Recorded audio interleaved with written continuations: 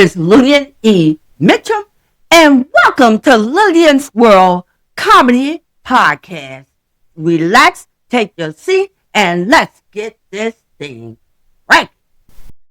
Well, I want to kind of take you back.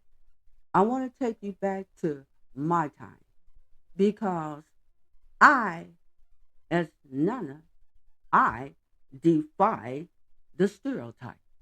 And what I mean by that, I discovered that I have a problem. And my problem is in the kitchen. Do you know someone suggested that I go on television and this cooking show called The Worst Cook? True, true statement. They wanted me to go on a television show called The Worst Cook. But, yeah, that was the past. And what I want to do is talk about my past life, because I kind of want to take it back. And then we're going to move forward to my future life. And all this derived about me cooking. Now, I recall a time that I was 14 years old. And I talked to my brother today. And he was telling me, because I thought that I would cook hamburgers. And, something went wrong with that. So he informed me. He said, no, sis, what you cooked was fish sticks with tartar sauce. I said, what? And he said, sis, and you burnt it up.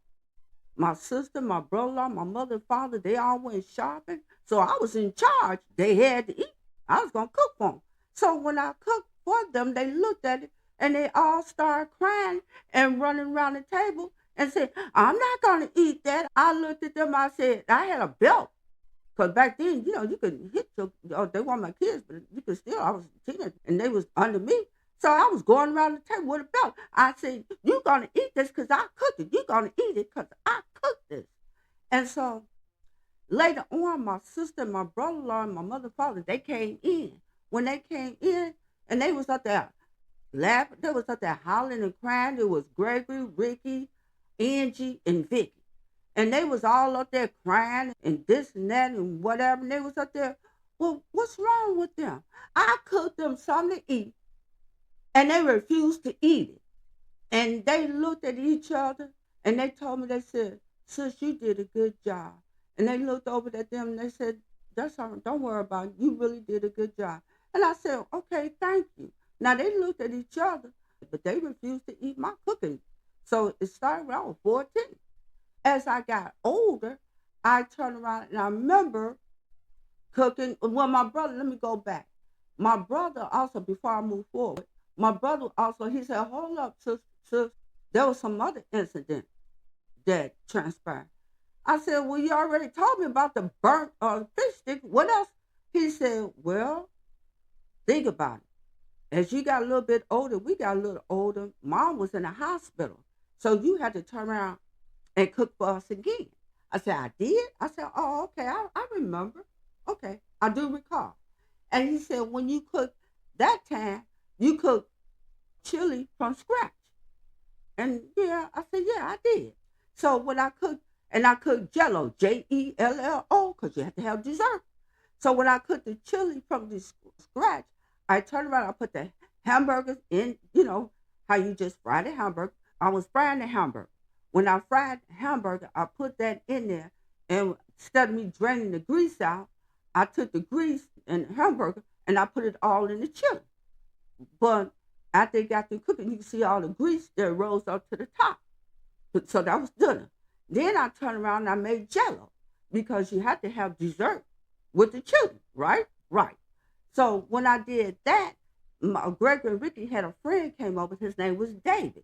So I went into the front room and I told them, I said, you know what? It's not enough food for everybody. And I already made the Jello, and I took the Jello and I put it in the freezer because I wanted it to get ready.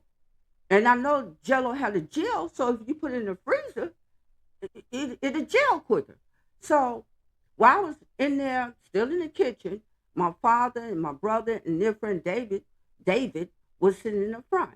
So one of my brothers had to be Greg, turned around and got the jelly out of those big old bowls back when. So he got the bowl out. When he got the bowl out, the chili was froze. It was like icicle. So he took it in there to Ricky and David, and they started passing around. I didn't know this at first, but they started passing around and laughing real hard and everything, and said, "I'm not gonna eat this." And my father just sitting up there, just polite, and he like had a facial expression. And so they were just laughing. We're not going to eat this. We're not going to eat this. And I said, okay. So they didn't eat. But my father, he came into the kitchen and he ate the greasy chili. And he said, I don't know what type of stomach he had, but he ate it and he looked over at me and he said, baby, the chili is good and you did a good job.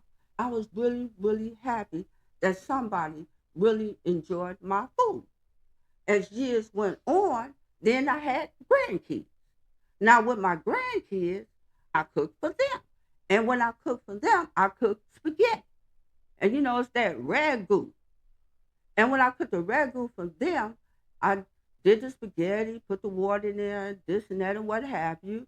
And when I went to the store, I think I might have got the wrong thing. I think I got taco sauce. And I put it in the spaghetti. Because to me they all look alike. So when I got this, I pulled that into the spaghetti. So when I did that, my grandkids, they started vomiting and said they got sick. So I don't understand how they got sick because taco salad and all like that and mix in. Well, why would you get sick off of that? But they said, Nana. And they, to this day, they still remember me cooking that taco sauce. And so when I did that, I know as time passed on, that was back in the past. Now I know right now I'm a better cook than I was back then. Like I'm a better cook. But, you know, now that I'm older, I don't know, by me going to church and we have special events, I don't cook there either. I'm generally Sister Lily, you bring a pot and water. So I don't know if the word has went around about me cooking or this and that. And I think I did mention in another podcast that our first lady said, no, don't ask Lily cook. But anyway, what I've learned to do, because what I see, people don't really appreciate my cooking, but I do. And what I learned to do is cook for me. Now, anybody else that want me to cook for them or whatever, I will. Matter of fact, I might turn around and cook today for my grandson that's here today. No, please don't. Why not? I gotten better.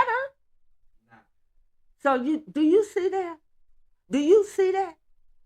To this day, nobody want me to cook for them. Now I think that's sad. But here, let me ask you, the audience. I think if anybody out there want me to cook for you, just let me know, and I will. Just get your recipe together, and Miss Sister Lillian will cook you a meal. So until the next time, have a blessed day. Bye.